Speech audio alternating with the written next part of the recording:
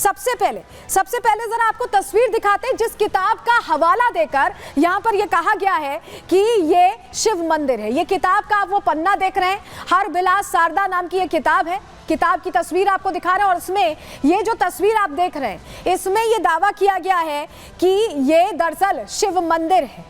ये बात कही गई है कि शिव मंदिर है। अब किताब में क्या लिखा है, हमने आपको तस्वीर दिखा दी।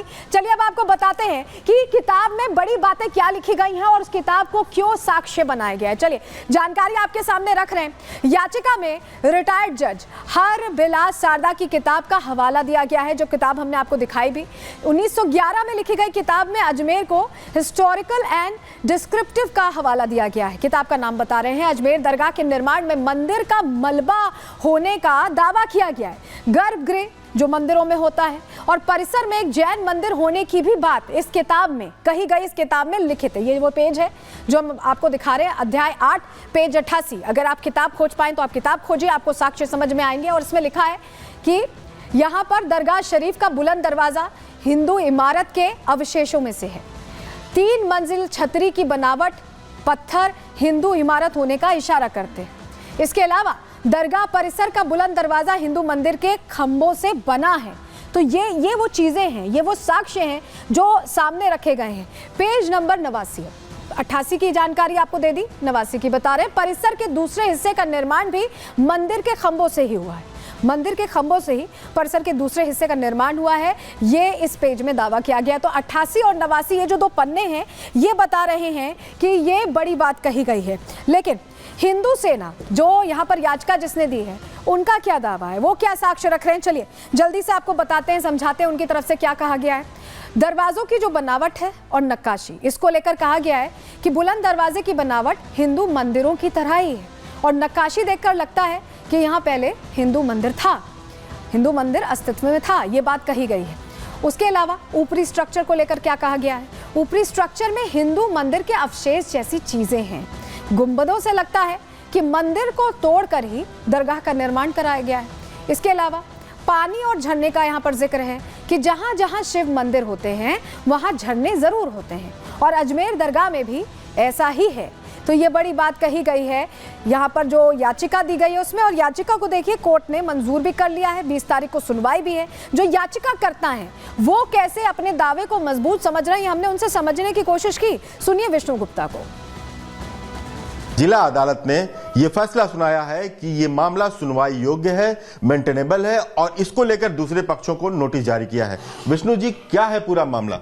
हमने जो कोर्ट में साक्ष्य दिए हैं वो साक्ष्य ऐसे मजबूत व्यक्ति के साक्ष्य दिए हैं जो अपने आप में उसके ऊपर कोई भी प्रश्न चिन्ह नहीं उठा सकता। तो माननीय जज साहब ने हमारी सारी बातें सुनी, हमसे भी पूछा गया, जज साहब ने कोई जल्दबाजी में याचिका स्वीकार नहीं की गई, हमसे भी सवाल जवाब किए, क्यों आए, अब क्यों आए, अब 800 साल बाद ही ये मुद्दा क्यों उठ रहा है, कैसे। हमने उनको सारी बातों का जवाब दिया और सारे साक्ष्य दिए। हमने उन्होंने याचिका स्वीकार की और सभी पक्षों को नोटिस जारी कर दिया है। क्या सर्वे की मांग की है आपने? हाँ, हमने उसमें 4 मांग की है। मैं आपको बता देना चाहता हूँ। एक हमने किया है कि जो दरगाह है उसे संकट मोचन महादेव मंदिर घोषित किया जाए, नंबर 1। नंबर 2, दरगाह का किसी प्रकार का कहीं पे भी रजिस्ट्रेशन है तो उसका रजिस्ट्रेशन रद्द होना चाहिए इमीडिएटली और उसका सर्वे ASI के माध्यम से कराया जाए और वहाँ हिंदुओं को पूजा पाठ करने का अधिकार दिया जाए। अभी इसमें नोटिस जारी हुए हैं, 20 तारीख को डेट लगी अगली, और हम अगली तारीख पे ही एडवोकेट कमिश्नर की एक एप्लीकेशन मूव करेंगे। हम कहेंगे कि वहाँ पे एडवोकेट कमिश्नर कोर्ट नियुक्त करे और एडवोकेट कमिश्नर के माध्यम से वहाँ सर्वे करा लिया जाए, जैसा कि ज्ञानवापी में हुआ, जैसा कि संभल में हुआ सर्वे। तो सुना आपने, याचिकाकर्ता सर्वे की मांग कर रहे हैं। हिंदू पक्ष का क्या दावा था हमने आपको बता दिया और चलिए अब मुस्लिम पक्ष क्या कह रहा है ये भी हम आपके सामने जल्दी से जानकारी के जरिए रख देते हैं, आपको बताते हैं। दरअसल 800 साल पुराने इतिहास को नकारा नहीं जा सकता, ये मुस्लिम पक्ष का दावा है। कहा कि यहाँ हिंदू राजाओं ने भी अकीदत की है, ये बड़ी बात कही जा रही है। और अंदर चांदी का कटहरा है जो जयपुर के महाराज ने चढ़ाया था, यानी उनकी आस्था थी, उनकी श्रद्धा थी, ये बताने की कोशिश कर रहे हैं मुस्लिम समाज के लोग। दरगाह की एक एक इमारत की जांच की जा चुकी है, यानी पहले जांच हो चुकी है, इसका भी हवाला दिया जा रहा है। 1950 में जस्टिस गुलाम हसन की कमेटी ने क्लीन चिट दे दी थी, यानी ये कहना है यहाँ पर मुस्लिम समाज का, यहाँ पर मुस्लिम पक्ष का कि पहले ही क्लीन चिट दे दी गई थी। तो ऐसे में इसको लेकर अब चर्चा तेज हो गई है कि आखिर क्या होगा, लेकिन 20 तारीख को सुनवाई होनी है। इसको लेकर जो दरगाह दीवान है उनसे भी हमने बात की, उन्होंने क्या कहा है सुनिए। क्या कुछ कहेंगे, क्योंकि कल आपने जिक्र किया था कि सन 1950 में भी सर्वे हो चुका है, उस समय भी कुछ नहीं निकला था, लेकिन अब इस पूरी याचिका को लेकर आप क्या कहेंगे? नई जो परिपाटी डाली जा रही है देश के अंदर कि आए दिन लोग हर इंसान नींद में से उठ के आ रहा है और कभी मस्जिद पे क्लेम कर रहा है, कभी दरगाह पे क्लेम कर रहा है कि यहाँ पर मंदिर था। ये परिपाटी देश हित में नहीं है। 1961 के अंदर फुल बेंच का जजमेंट है जो दरगाह कमेटी वर्सेस सैयद हुसैन अली के बीच में चला है, जो रिपोर्टेड या 1961 पेज नंबर 1402 पे। उसमें पूरी अजमेर दरगाह की हिस्ट्री लिखी हुई है, कौन सी इमारत कैसे बनी, क्या हुआ, उसमें कहीं मंदिर होने का जिक्र नहीं है। अब जो मैं कल 1950 की जो रिपोर्ट का जिक्र कर रहा था, देखिए वो ASI का सर्वे नहीं था।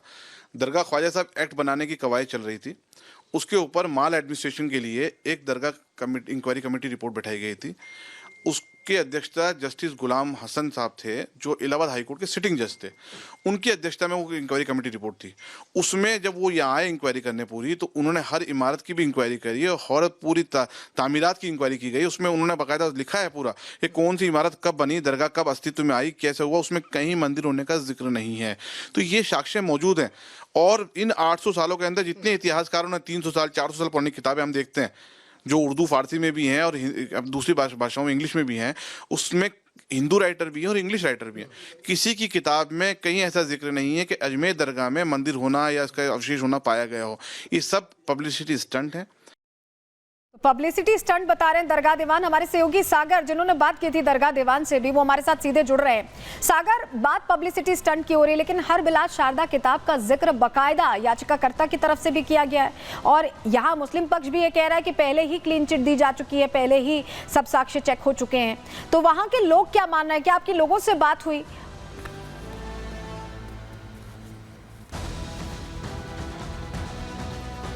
जिस हरविलास शर्मा की किताब का बार बार जिक्र किया जा रहा है, आज का दिन जब मुस्लिम संगठन के दिग्गजों से हम बातचीत कर रहे थे तो उनका ये कहना था कि जो किताब जो लिखा है, क्या वो कोई साक्ष्य उसमें दिखाई देता है। लेकिन हरविलास, देखिए, शारदा कोई ऐसे वैसे आदमी नहीं थे।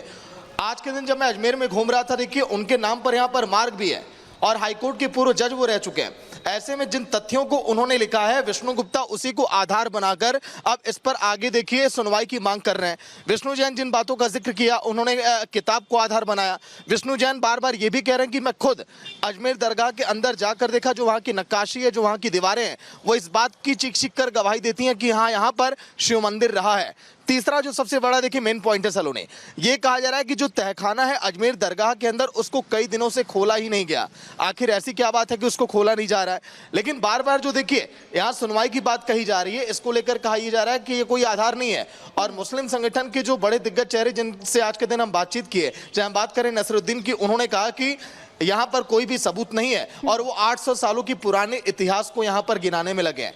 अब देखिए हरविलास शारदा, बताया जा रहा है कि 800 साल पुराना इतिहास है और चेकिंग हो चुकी है, पहले क्लीन चिट दी जा चुकी है, तमाम बातें कही जा रही है। बहुत शुक्रिया आपका सागर, जुड़ने के लिए और जानकारियां देने के लिए।